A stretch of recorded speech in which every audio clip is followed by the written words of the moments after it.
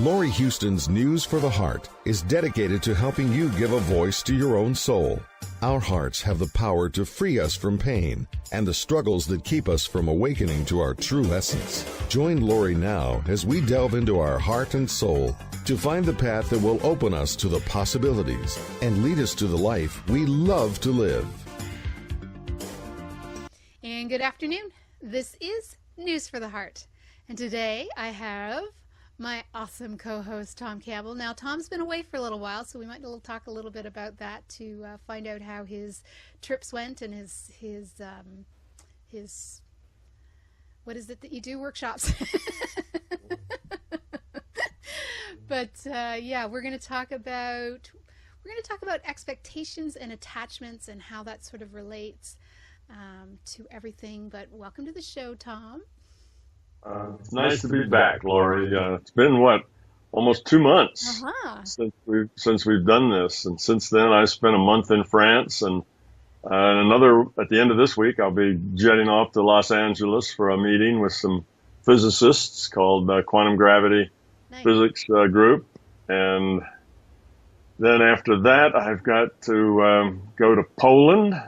Ooh. I've got another one of my workshops in the Smoky Mountains of Tennessee, in and around Gatlinburg.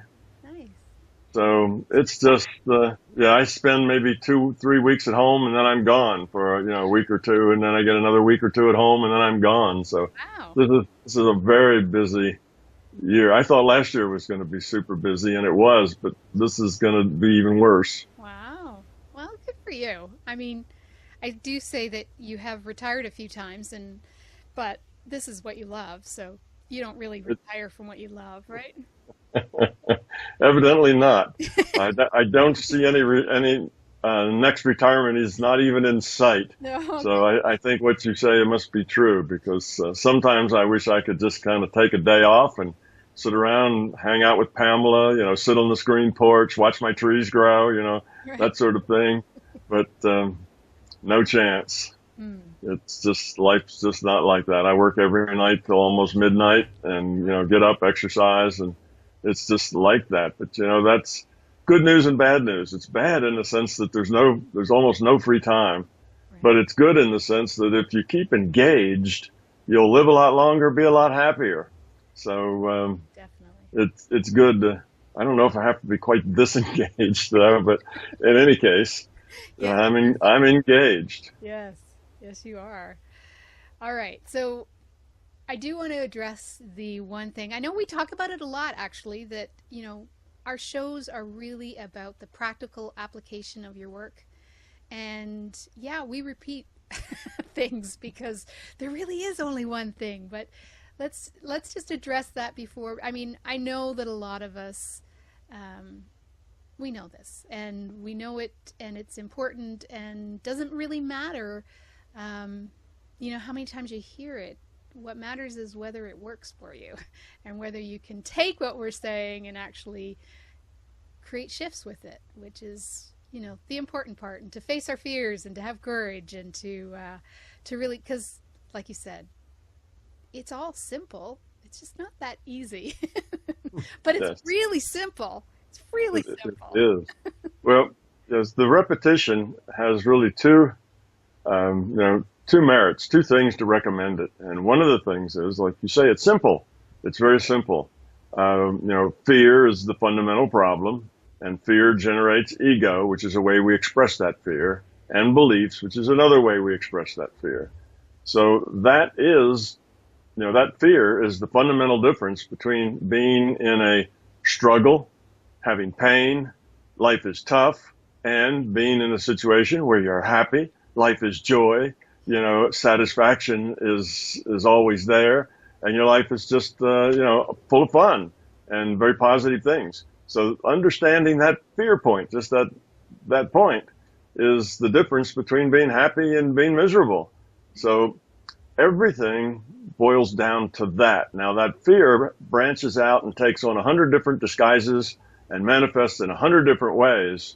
But if you and I aren't talking about fear and its children, which is ego and belief, then we're not talking about what matters. That's the only thing that really matters. Everything else is a symptom or, a diversion or something else. It's not really the fundamental problem, and you're not going to change anything if you don't change the fundamentals. So that's one thing. That's really what we need to talk about. Otherwise, we're wasting, everybody's time. The second thing is you can't change yourself. You can't grow up. You can't move from miserable to happy unless you change yourself at the core, at the being level. It's not change your mind at the intellectual level. It's not think about yourself differently. It's not get a different image of yourself. You got to change yourself at the core. And that requires, for most people, repetition. If you hear something once, okay, you've got it in your intellect. That won't help you grow up a bit. As long as it stays in your intellect, you'll be able to talk about it, but you won't be able to be it. You won't be able to actually do it.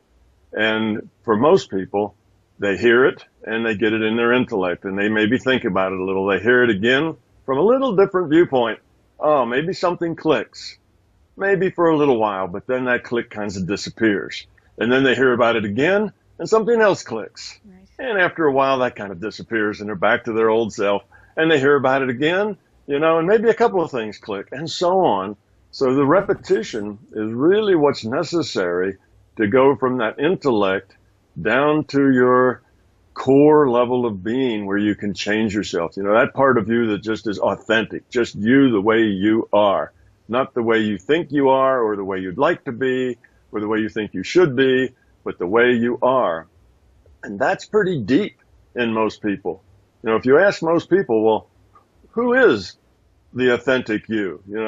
Are you authentic or do you say things and do things and be ways that you think you should be because that's what everybody expects of you, because that's what you expect of yourself, because you're trying to put on a certain image so people will have certain opinions of you, and on and on and on. See, none of that is core you. All of that is intellectual you trying to be the person you think you should be. Well, that's not being the person you think you are. That's not being the person that you are. So that's the thing. That's why it's so hard. You see, we say, oh, it's easy to say. It's a simple idea. It's all boils down to one thing, and that's get rid of the fear. And that's so easy to say. Hey, I can fix you. Just get rid of your fear. That's all. That's all you got to do. No, just let go. Yeah, it's so simple. Just let it go. Yeah. But that's not simple because, one, most people do not exist at their being level. They exist in an intellectual level. And there's all these layers of ego and belief wrapped around them that make that fear invisible. Very difficult to deal with. It's buried deep down under a rug someplace so that you don't have to face it.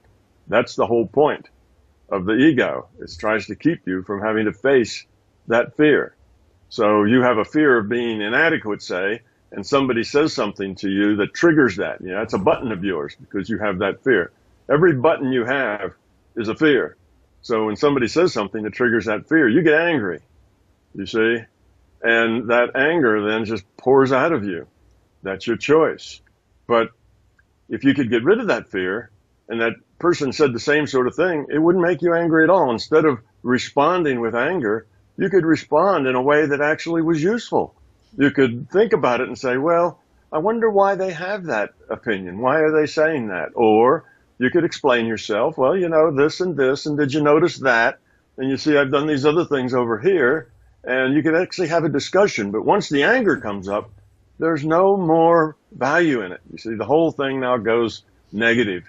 So you growl and you roar, and then they growl and they roar, and then this cat fight takes place. Everybody goes away feeling more justified than they started with. Everybody has retreated into themselves.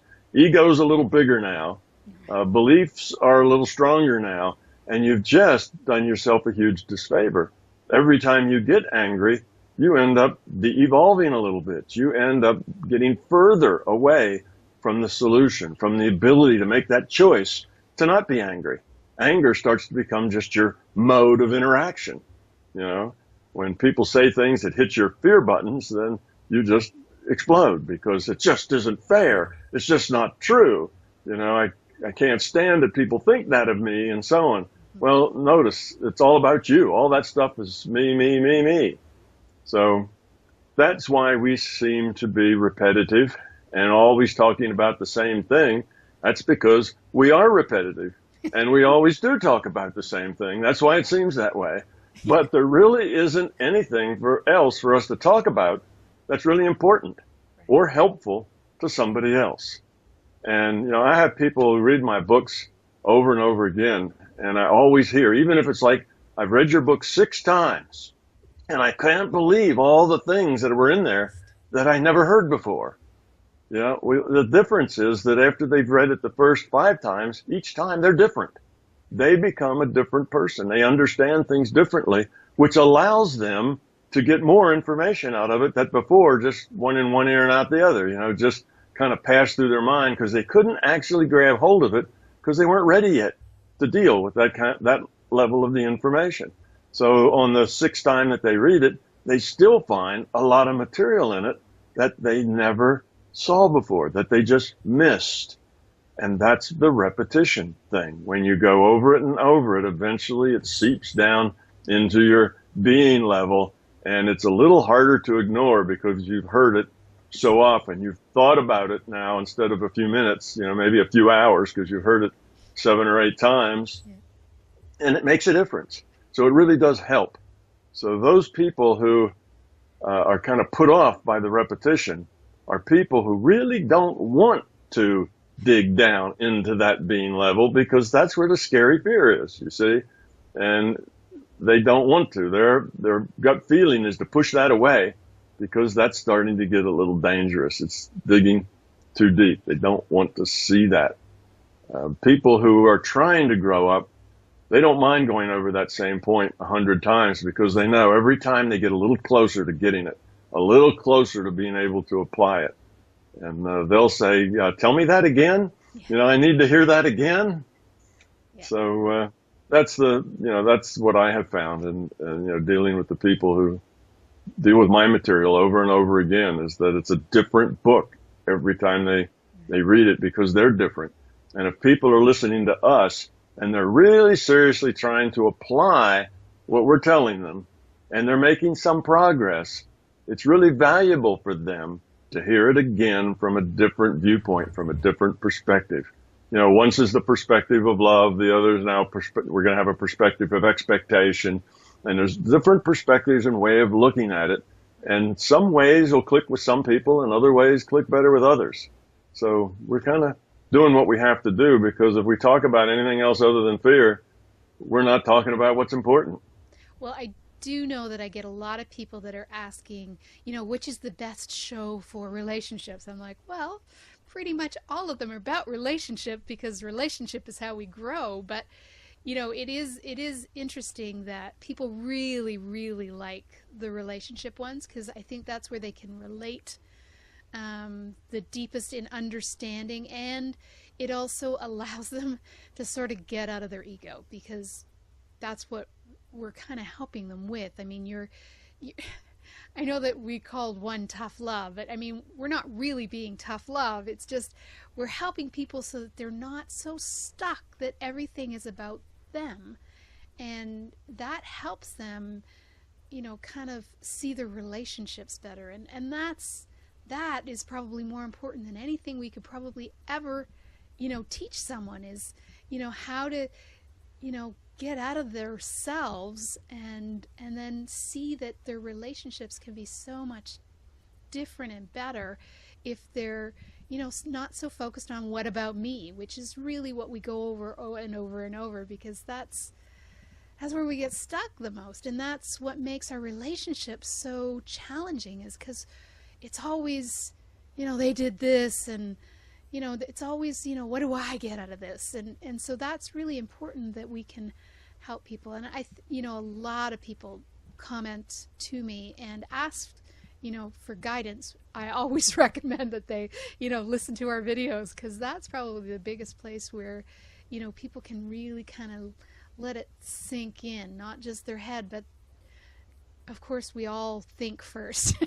We all use this big part of ourselves that is well, that we overinflate, but but it's important because we have to sort of get to that place. And I love that, the relationship aspect is so big for people because it is Yeah. the most important. Yeah, well, relationship is, in terms of growing up, relationship is where the rubber meets the road. Relationship is what will challenge your ego, Yeah. challenge your beliefs more than anything else that you can do, because relationship digs deep. Yeah. That's why. Relationship demands things of you because it's a relationship. If it's just you and your slave who had to do anything and be anything you want them to be, then it wouldn't be much of a challenge. You could just, you could demand and you could have it your way all the time. But it's not you and your slave. It's you and somebody else, you see. And this interplay of egos, an interplay of beliefs, and interplays of each person wanting to meet their own needs is where all our struggles come from. It's ego versus ego, belief versus belief. It's all about me on both sides. Well, a relationship where both sides think it's all about them, I mean, it doesn't take a very bright person to realize that's not going to be a very good relationship. Yeah. You see, that's not a relationship. That's two people each trying to manipulate the other one to be the way they want them. Each two people each trying to demand that the other one, be the way they want them. Well, that is obviously a recipe for misery and for failure, and that is not going to make either one of them very happy. So you get to a good relationship not by what can you get out of it, but what can you give to it. Now, think of the opposite. Two people, each trying to give to the other as much as they can. Each trying to be as much as they can for the other person, meet the other person's needs, not about their needs. Now look at that as a relationship and see where that goes. Well, obviously, that would be pretty good. There's somebody over there on the other side of your relationship that's just doing whatever they can to make you happy, you see? And all you have to do is just do everything you can to make them happy. Well, two people each trying to make the other one happy is going to be a really good relationship because they will learn how to do that in very effective and very real ways, how to make that other person happy. What is it that makes them happy? And be that. Not just do that. Again, we're not about behavior. It's be that. You see, if you just do it, then you're in this thing of being false. If it's acting, you're saying, well, okay, my husband throws these dirty clothes all over the floor and I have to pick them up and that's just not fair, So I nag at him about that all the time, but it doesn't seem to make any difference because he still does it anyway. And instead of feeling sorry for yourself about how you suffer and the things that you have to do that aren't fair, you see, you need to be different. If all you do is act different and say, okay, I'm going to be a nice person, I'm just going to pick that stuff up and I'm not going to complain about it, but you're doing it, through grit teeth. You're doing it you don't want to. You're pushing yourself to do something you don't want. That's from the intellect. That's not from the being level. And all that'll do is create anger at a lower level where you may not show it, but sooner or later you're going to explode and it's all going to come out. You see, it's not helping the relationship at all. So we don't want you to act better. Well, we do want you to act better, but we don't want you to do it because you're acting. Yes. We want you to be better. You need to pick up that stuff and not have a problem with that. Say, it's okay. It's not a big thing. It really only takes me about 5 seconds and it just isn't a big thing at all. And I'm the one that really likes to see the house neat. I'm the one that having stuff thrown all over just kind of annoys me and irritates me because I like neat. I like order. And he doesn't. He doesn't really care. If it's messy, doesn't bother him at all. Doesn't trigger anything on his side about, living in a mess. Messes are okay. So since I'm the one that needs it to be neat, then maybe I should just be the one that cleans it up. And if you have a positive attitude, so you do it because you're trying to help, you're trying to please, and you say, oh, I feel better. The house is nice and neat now. My bedroom's nice and neat now. There's never clothes on the floor. Everything's the way it is. That's good. I'm happy. And when I'm happy, it's easier for me to give. You see, so it's just a different attitude.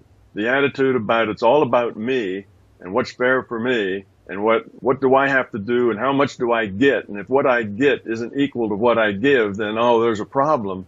You see, that's all self-centered. And guaranteed, no matter what you get, you'll be unhappy. You'll always be unhappy if that's your attitude.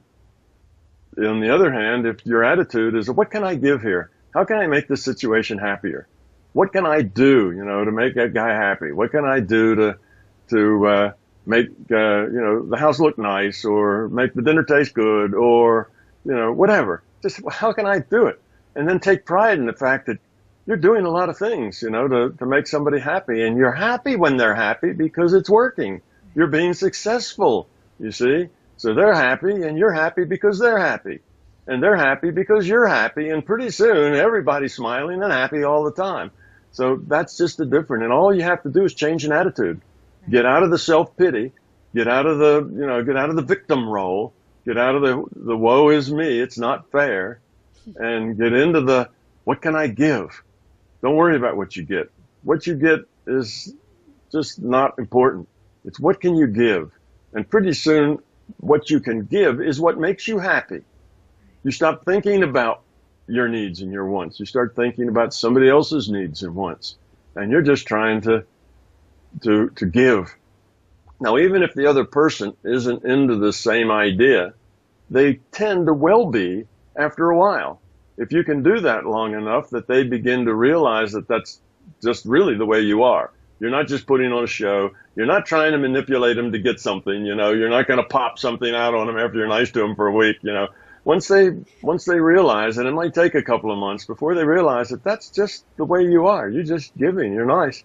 They're going to start to change because that gives them an environment that makes it easier for them to start thinking about what they can give. So it tends to bring that other person around, even if that other person is not really, thinking about this, or is not really listening to Laurie's programs and not really understanding what's going on. They'll tend to come around anyway. And if they don't, if they're, let's say, a sociopath that just, can't relate to anybody, or maybe they're autistic and can't relate to anybody, or something like that, then it's a little different. Then they may not come around. Well, then that's another thing. It's a different problem altogether, you see. Now you have to decide as whether or not you can live with that or not. And if the answer is not, then go find another relationship. If it is, and that's okay, then it doesn't matter. You can just give to that. Nothing has to come back. It only takes one to love. It takes, trust has to be earned. Like has to be earned. But love doesn't have to be earned. Love is just given away. So when you love somebody, it's unconditional.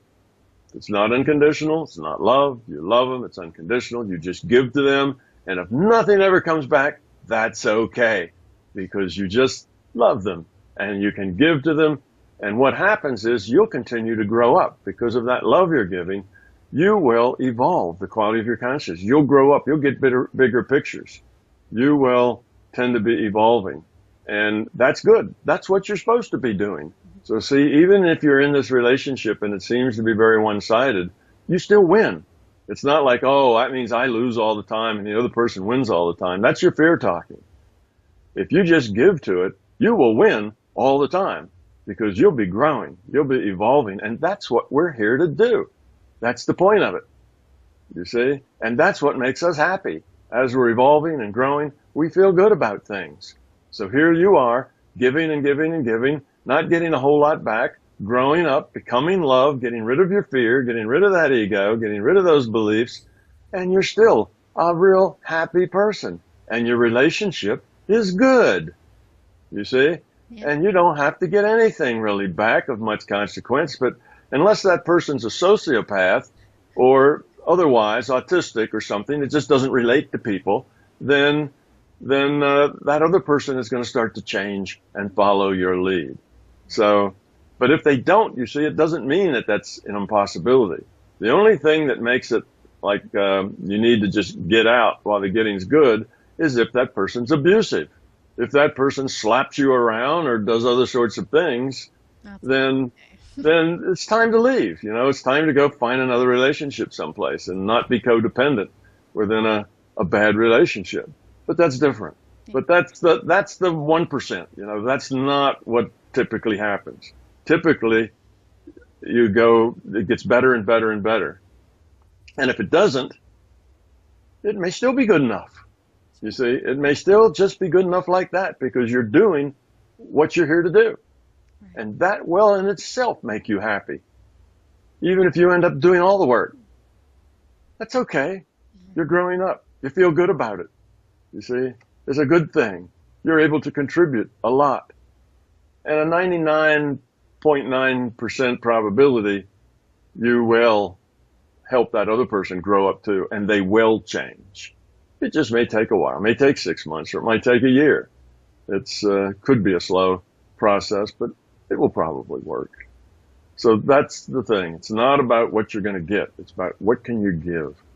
So that's the key thing. And it's so obvious. A relationship where both people are trying to manipulate each other is obviously not a good relationship. Each people are saying, what can I get? And how much do I have to give to get it? I don't want to give too much, because if I give, this much and I don't get that much back, that's unfair, and I'm doing too much. Well, that's kind of the beginning of the victim mentality. You see yourself as a victim and you see yourself as abused, and you don't want to be any more of a victim or any more abused. So you got to watch that line real carefully and make sure that what you get is at least as much as you give. Otherwise, you're being abused and you're a victim. And all that is nonsense. That is just the very most wrong way you can think about anything. All that does is lead to misery and unhappiness and pain. So you got to let that victim go. That idea that you're a victim, that you're abused, that you're not getting your fair share. In a relationship, you just let all of that go and say, what can I give to it? What can I do to make that other person happy? And there's one thing that comes up a lot in our, kind of spiritual community, where they'll say, well, be the better person. And it's like, well, if you engage in that, you're just engaging in ego. Because to Right. say, I'm the better person, I'm gonna suck it up and be the better person, that's not giving. That's still a way of manipulating, and it's all ego. Right. That's not what we're talking about. That's that image. That's that ego. Exactly. At the being level, it's not about I. I am the better person. I'm better than that person is. I'm superior because, I've grown more. Yeah. Better Right. person, yeah. I don't get angry now when somebody says something that hurts my feelings. I just grin back at them, you see, because I'm evolved. Nonsense. Yes. Yeah. That's just acting. It's not being. If you feel anger, it doesn't matter whether you express it or not so much. If you feel it, you've got a problem. You need to get rid of it. Yeah. Suppressing it is nice. That walk around though, and they're not aware just how angry they are and how much they've stuffed it down. Like, they're just not aware, which is what we're trying to obviously talk about so that people become more aware. But it's true, like when we engage our ego, sometimes we're not even aware that we're angry, or anger's not even a primary emotion. There's always something underneath it, which is usually sadness or grief or disappointment, something that kind of triggered that anger. I mean, it's amazing how people can, I don't know, be so asleep. Is that I don't know if that's really the word, but sometimes it's like, really, are you that unaware that your stomach is in knots and you're talking to everybody else instead of the person you need to be talking to, and you're bringing up all this stuff. It's like, yeah, okay. That's because we don't take responsibility for ourselves. You see, we blame it on everybody else. So instead of us saying we need to look inward, we need to solve our problem, we need to solve our fear and our ego and our belief, we don't look at ourselves. We are guiltless. We are pure. We are wonderful. It's these other people that are nasty and mean and make us angry. It's these other people that say all this awful stuff. And, my life would be perfect if just everybody else would straighten up, and be the way I want them to be. That's the thing. See, so we never look inside and find the fault with us, find the fact that we're angry because we have fear. That's why we're angry, not because somebody else belittled us or said something rude. You see, our reaction, right? We have to take responsibility for everything. Every reaction we have, we have to be responsible for it. But people aren't, and that's why they're so unaware, as you say, because they have always blamed all of their dysfunction, all of their misery, all of their struggle on somebody else. It's the way it's somebody else. I'm miserable because my spouse, my husband or my wife, they do this, they do that, and my life is miserable because I always have to do all this stuff. I have to do all the work, and and the other person, all they do is spend the money, and they don't give me any time, and on and on and on about how their life is miserable because of other people. So that's why they don't see that they're wallowing around in self-pity. They're wallowing around in their ego. They've got all of these beliefs about the reasons that things are the way they are. And they don't see the truth of it, which is it's all their choice. They're that way through their own choice. Take responsibility for who you are and all of your own reactions and interactions. And don't look to the outside for excuses of your bad behavior and your misery and your pain. The pain doesn't come from outside often. Some pain can come from outside, but that's the 1 or 2% of your pain. Most of the pain is self-created. It's your pain because of your fear, your ego, your beliefs, and that's the source of the pain. So that's why everybody's clueless. They're walking around with no idea that their misery is self-created. They just don't see that. And to admit that would be a really scary, terrible thing. To admit that, suddenly you have to take responsibility. And most people don't like that. They're not willing to take on that responsibility because now they have to do something about it. It becomes their problem. And if they feel, let's say, inadequate, then they don't want to admit that they have a problem or that they might be inadequate to, in what they're doing or in the relationship. They don't want to do that because they have fears about that and they want to push that under the rug so they don't see it. And what we're telling them to do is see it, face it, accept it, then deal with it. And that's why it's so hard. People don't want to. They'll say, yeah, tomorrow. Maybe I'll do this tomorrow. But for now, it's that jerk is what makes me angry. If a jerk would just stop doing that stuff, then I wouldn't be so upset. And that's not it at all. It's you have to change you. You can't change anybody else. You can only change yourself. If you're waiting to change somebody else, you're just going to be frustrated because that doesn't work. We humans and almost every other conscious critter have this instinct that when somebody's trying to push us, we resist. We push back.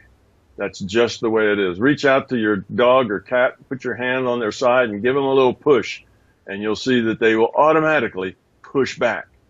Nobody likes to be pushed. Nobody likes to be, to succumb to outside forces that move them around. Everybody wants to function in life under their own free will. And we automatically resist being pushed. So there you are manipulating and pushing and prodding and putting pressure on here and pressure on there to get your way. And all you're doing is making it worse. You're making those people push back up. And just like your teenager, you tell your teenager, now don't ever do that. Well, just by telling them that, they have to do that. They're going to go right out and do that as soon as they can because you told them never to do it. Right. Because they're in that mode of their life where they're trying to make their own choices. They're trying to live under their own free will choices. They're transitioning from a child to an adult. Child, you make choices for them. Adult makes choices for themselves. And they can't make that transition if you keep making choices for them. So they resent it. And they'll do just the opposite just to preserve their own sense of their own integrity. They're not just being pushed around. They're in charge of their life, you see. So that's teenagers. Well, that's an extreme case. But all of us, no matter what our age is, we have that same thing going on. When somebody tries to manipulate us or push us or tell us what to do, it makes us push back, do the opposite thing. So all of this complaining, conniving, why don't you pick your clothes up? Why do I always have to pick them up? All that does is make it less likely that that person will do that. They're more likely to do it if you don't say anything or if you just pick them up. And eventually they'll think, I seem to get an awful lot of services here. That's awfully nice. Maybe I ought to act a little better, you see. Now you might get somebody to move in a direction under their own steam, their own choice, and now it's real. Otherwise, all you're doing is forcing somebody to act a way that's not really true to them. All right, you get mad and you throw a fit. So now that person picks up their stuff, whether it's your child or your spouse or what. So now they pick up their stuff. But you haven't changed anything at the being level. All you've done is force somebody to do something against their will, which makes them worse. It just hurt the relationship. That didn't solve it. Okay, the room's neater. They're picking up their stuff. But your relationship just took 2 steps backward. You see? So you think, oh, I won that one. Look, the room's nice and clean now. I feel so much better. But your relationship is really worse than it was before. And that change won't last forever because people can't act their life. They have to be the way they are. So yeah, okay, they'll pick it up for 2 weeks. Your kid will pick up his room for 2 weeks. And then after 2 weeks, it's just as messy as it was before. So you holler and fuss at them again and force them to do it your way. And the relationship gets worse and worse. Pretty soon your kid learns that if they want to live their own life, they have to hide stuff from you. They'll never come and talk to you about an issue or a problem or anything else. They'll take all the mess and kick it under the bed, so that you can't see it. They'll find some ways to game the system. And if you go check under the bed, well, then they'll kick it further or they'll take it and throw it in the closet. Things like that. I had my daughter, it's kind of a funny story. We would ask her to clean up her room, and she found a way to do that. Anything that was in her room that wasn't where it was supposed to be, she just threw it in the trash. So, we're throwing out the trash, and here's a glass, silverware, a dirty plate, it's all in a trash can. And it's like, wait a minute, what's all this stuff doing in the trash? And, it was dirty, it was in the way, it didn't look nice, you don't like that, so I threw it in the trash. So this was probably about, 6 or 7 years old, but they find ways to deal with you, but it really hurts the relationship. And it's going backwards, not forward. Even if you do get your way, it's not a good thing. Yeah, because we're not giving, we're trying to control and manipulate. And yes, we feel we can do that to kids because that's how that's how we, boy, there's no right way to say any of this. Well, we just think we're the grown-ups, so we think we can because our parents did it, and that didn't help us at all. Yeah. So, it's so funny, right? I was trying to say why we were doing it. It's like, yeah, that doesn't make any sense. No. We didn't do it that way. Yeah, it depends on their age. Okay, let's say they're 3 years old, so they're mobile, they're walking around, and you live on a busy street. Well, you can't trust their judgment not to go out the gate and, into the front yard and then run out in the street to chase a ball or a squirrel or something and get run over by a car because they just don't have a very big picture of the world and cars and dangers. So you put a lock on the gate. Okay, you're overriding their free will. They cannot open the gate and go out into the street now. Well, that's because they're 3 years old. But you see, when there are things they can do when they're 3 years old, they may be able to dress themselves when they're 3 years old. And if they pull out that striped shirt and wear that with, with a polka dot, skirt and rest, instead of telling them, oh, that's horrible, you've done a bad job, just say, well, aren't you cute, sweetheart? And let them do it. Let them feel good about that they have accomplished something. Right. You see, we don't have to. So proud, Yeah, let them feel proud. Yeah, we don't have to take that feeling of pride away from them by telling them they're wrong all the time because they're not doing it the way we would do it. Well, they're only 3 or 4 years old. So even though you do lock the gate, you don't have to, run their life. In a lot of ways, you can let them be who they are. Let them grow up in their own way. They will learn, and you can give them advice. You can give them guidance. Well, you can say, well, a lot of times stripes and polka dots don't go together very well. They clash. But if that's what you want to wear, okay. And they'll think about it. And they probably will make their own choice then to not do that because they learned that that's a clash, even if they're not quite sure why that is. They try to do what's right. But see, now you've just made a choice. You've not made a choice for them. You're just giving them some guidance. And they have, of their own free will, decided to follow the guidance or not follow the guidance. And that has to be okay with you. So you can still instruct your children, but you have to only use as much force or manipulation or overriding their free will that is absolutely necessary for their safety. And other than that, you need to let them find out for themselves. You know, we learn by making mistakes. That's another thing. You know, people say, well, I'm not sure how to do this. How do I get rid of the fear? I don't know that I'm doing it right. Am I doing this right? I've done this and this. Is that right? Well, they don't feel adequate, so they have to always be told all along that what they're doing is okay. But the thing is, people get paralyzed. They can't act because they're not sure it's right. They can't act because they don't know how to do it. But in matters of growing up, just do it. Do what you think is right, whatever it is. Doesn't matter really whether it's right or not. Learn from it. So you do it, and if it turns out badly, you learn from it.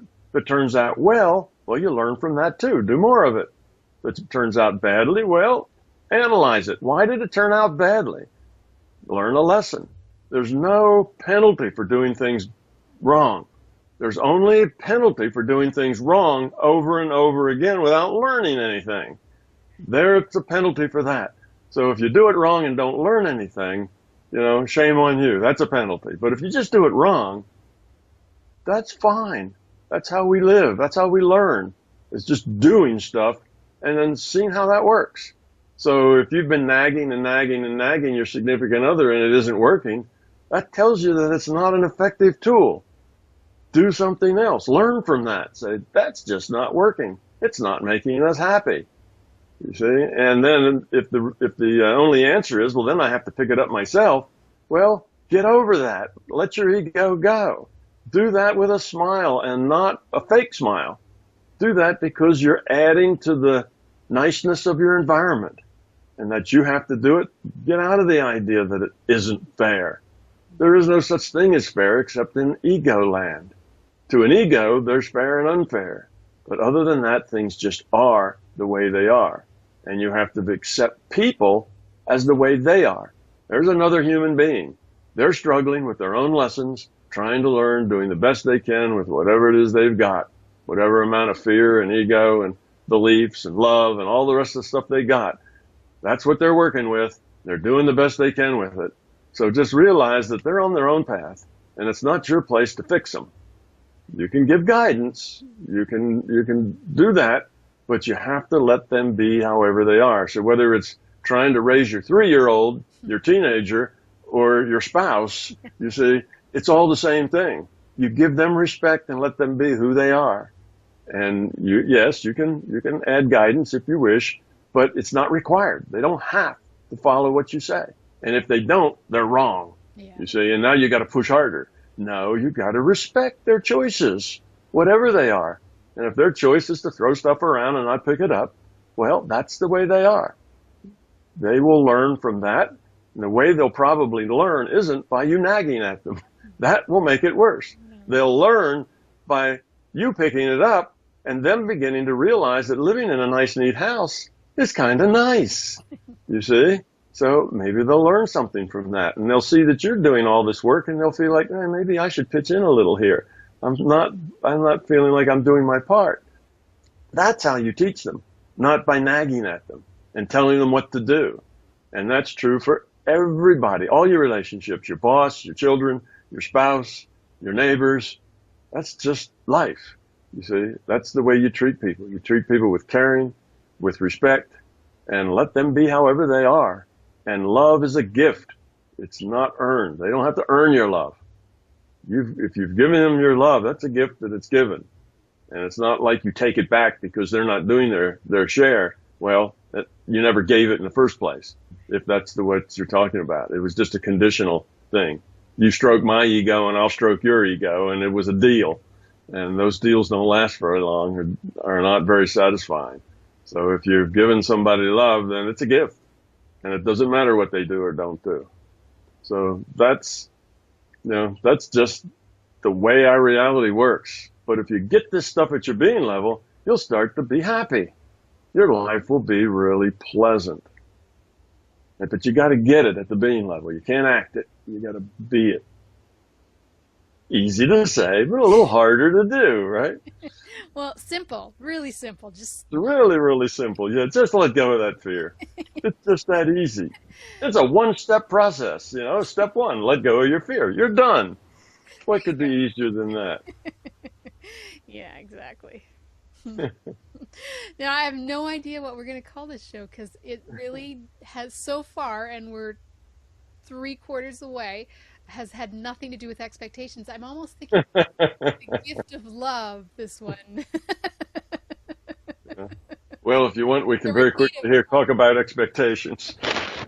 yeah, Maybe we should talk a little about expectations. sure. Expectations are just another part of, it's just another belief, right? An expectation is a belief. I expect that this is what's going to happen. I expect that you're going to do this and that. Well, these are just beliefs, things that you believe. And why do you believe them? Mostly it's because of your fear, your ego. That's why you believe these things to be. So an expectation falls in the bucket of, in the belief bucket, Right. and in the ego bucket. You expect these things. You expect other people. Now, is your expectation of yourself? I expect me, to do better. Well, now if it's about you, maybe that's okay. You see, if you're expecting yourself to not get that anger reaction next time, well, okay, that's your intent. We'll let that one say, we'll put a blue ribbon on that one and say, that's a good one. First prize for that. But if it's an expectation of somebody else, now you're expecting things that you really don't have any control over. Somebody else is somebody else. And the only way that you can make that expectation come out the way you want is to control that other person. And now we're right back to what we just discussed. So an expectation is a belief. It's your ego. It's what you want. I expect. I expect others to do this. I expect you to clean up after yourself. I expect you to keep your room neat. I expect you to come in by, 8 o'clock at night. There are rules and there are expectations. Young children need rules. They need lots of rules. Young kids like rules because it gives their life definition. They know you love them because you give them rules. You give them rules because you care about their safety. You care about their health. And they know that. They know their children, and they need rules because they're not all that smart yet because they don't have a lot of experience. They appreciate rules. But that's different when we're talking about young children and when we're talking about your spouse. Yeah. That's a little different there when it's an adult, or even whether it's your 17 or 18-year-old child. Now you have to let them make their own choices with their own free will and learn from their mistakes. And if you can help that process with guidance, great. But if you want to control that process to make sure it comes out the right way always being the way you think it ought to be, then that's a problem. Yeah. And the expectations are, well, typically they come from our past experiences. They're always our fears. So whether it's an expectation of, this always happens, so I expect this to happen, and therefore we're not really trying to grow if we're still expecting the same outcome. So that's kind of an example of like the family get together, whatever. We're always sort of there. And then there's the expectations of, when we're confident that something's going to happen, that we're going to be treated some way, or we're going to be a victim, or, there's so many ways that expectations sort of fall into place when we're thinking about ourselves and our life, but it's always based on, it's always our fears. It's always something Sure. is creating something so that we're not being open. We're not allowing things to happen. We're trying to make it happen in a certain way, or the expectation is, it doesn't matter what we do, it's always going to be a problem. So that, right? So there's both sides of that. Yeah, if you have that opinion that it's going to be a problem, it will be a problem. Yep. You've just guaranteed that it's going to be a problem. That's living in the past, because you take your past experience and you say the future is going to be just like the past. Right. Well, when you put energy into that kind of an intent, that kind of feeling when you say, well, this is too good to be true. All right, I started this relationship and it's just too good to be true. I know something's going to blow up and explode and fall apart in this. I just know it because it always, just wait yeah, for the other shoe. yeah, it always does. Just wait for that other shoe to drop. Well, when you think that way, you're putting energy into the future probability that that bad thing will happen. You are actually putting effort into creating that bad thing when you have that. The probable future can be shifted, can be moved or manipulated by your intent. And when you have a negative intent, oh no, I know this isn't going to work out. Oh, we go to this party and it's not going to be any fun. When you have these kind of negative attitudes toward things, one, yes, it's your fear, it's your ego, they're your beliefs, so it's all this negative stuff that holds you back, and you actually are creating the thing that you are complaining about. Right. So, you get to create it and then you complain about it. You complain about it and then you can create what you complain about. Well, that's self-fulfilling prophecy, you see.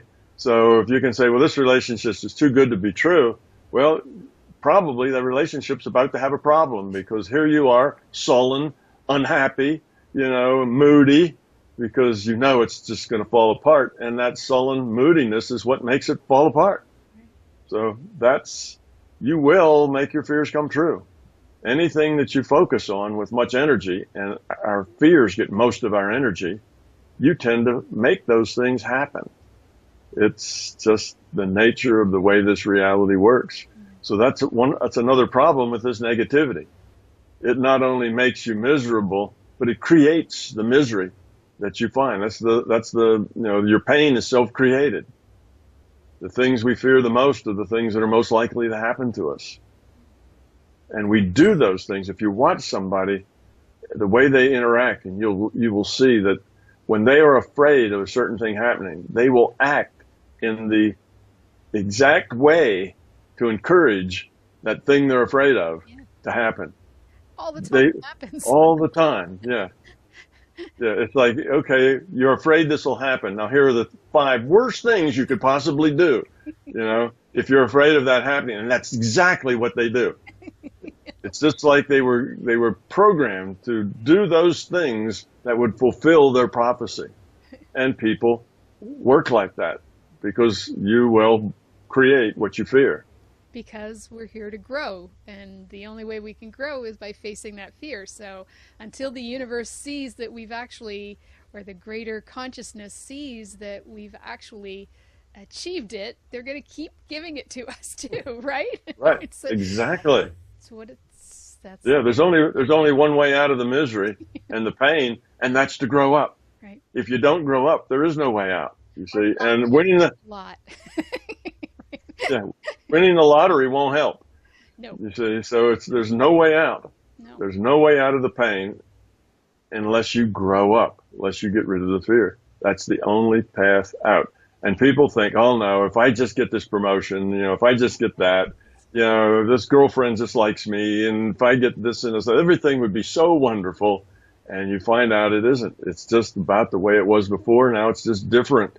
It seems wonderful for a little while because you're really happy that you got the promotion or whatever, but it turns out to be about the same as it was. Yeah. It's not really all that different in the long run because you haven't grown up in it. You see, the only way out, the only way to get rid of the pain, the misery, the dysfunction, the unhappiness, the not feeling fulfilled, not feeling satisfied, is to grow up yourself, not to change anybody else. And then all those things start to turn around. There isn't any other way. Yeah, winning the lottery won't help. You can suddenly get, $50 million, and in, a year or two, you'll be just as unhappy, if not more unhappy, than you were before. Or you're just going to find different ways to be unhappy. Like, the money is never the answer, whether you spend it all or whatever. You're just going to find a different way to be unhappy. If you get $50 million, that's going to solve a lot of things, but that's not the problem with your unhappiness. That's not where the happiness or the unhappiness comes from. I mean, it never. Exactly. It creates a whole new set of problems. Yes, exactly. Yeah. All these people want money from me, you know, my Right. family, but, you know, you'll just find another way to be unhappy. Oh, yeah. Instead of complaining about the quality of the shoes you bought, you'll Yeah, be complaining about the quality of the yacht you just bought. yeah, You know, but you'll be complaining just as much, which means you'll be just as negative as you ever were. yeah. Exactly. Yeah, yeah. Yeah. Growing up. It's so much fun, isn't it? Isn't it? Yeah. You know, that's the thing. You get to a point after a bit, you get rid of some fear, that it is fun. You see these challenges as fun things, interesting things. Well, something happens, and maybe it's a thing that's pretty tough, you know, pretty hard thing to deal with. And it's a challenge. You say, well, how am I going to deal with this? What's the low entropy path? What's the, you know, how do you deal with this with love and with caring and not being self-focused? And then you think about that, and then you try to be it, not try to act it, but you try to be it. So this life is constantly challenging, and the challenges are fun. It's, you know, it's sort of like, you know, putting on the goggles and getting your little, you know, light and playing the, you know, you know, the games in the dark room with, what do you call that, laser tag, you know, and things like that. You're in a game, and you have to have a strategy. And your strategy is, you know, how are you going to deal with this, you know, with out becoming negative? You know, what's the positive way to deal with this thing? And then you find yourself getting negative about it, and then you back up and say, "Nah, I don't want to go down that path." And then you do something else, but you work at the being level, and then life gets to be fun, even when the big bad things happen. Even though, you know, you lose somebody close to you, you know, dies or gets run over by a truck, or your dog dies, or whatever happens, you know, your spouse leaves you for somebody else, you know, all these things that happen to you that are like, oh no, you know, it's going to change my life. Instead of that, it's like, oh, my life's going to change. That's interesting. I wonder how it's going to change. What kind of challenges am I going to get next? First, I got to deal with this. How do I deal with this positively? You see, now life becomes pleasant even when it's bad. It's still not all that bad. It's a set of choices and ways of being. It's like being in this game, and the game becomes fun. Even those hard things become fun. How am I going to deal with this? What's the right way to approach this? And then you approach it. It gets easier and easier and easier. In the beginning, it's difficult, but it gets easier and easier as you get rid of the fear. And then not only do you find that you're happy all the time, even though tough things happen, because tough things happen to everybody. Exactly. You know, it's just the way it is. I mean, everybody runs into stuff. Everybody gets cheated on a deal. Everybody pays for something twice as much as they really should. Everybody gets taken advantage of. I mean, that's just the world we live in. And you can let that make you angry and unhappy and miserable and complain and bitch, or you can just say, well, I learned something there. You know, education is expensive. So I learned something there. You know, I won't do that the next time, or I'll do this. Or you just say, well, that's the way it is. You know, I had to go to that spot because that's just what I had to do next. And when I got to that spot, there was a snake there and it bit me. Well, you know, this life's like that sometimes. You know, it's like suck it up, cupcake. You know, it's life. Go on. Don't sit around and wallow in your misfortune. So then life becomes fun. And it's not, growing up actually does become a game. It becomes a fun thing, a challenging thing in a very positive way, rather than a painful thing that you have to struggle through.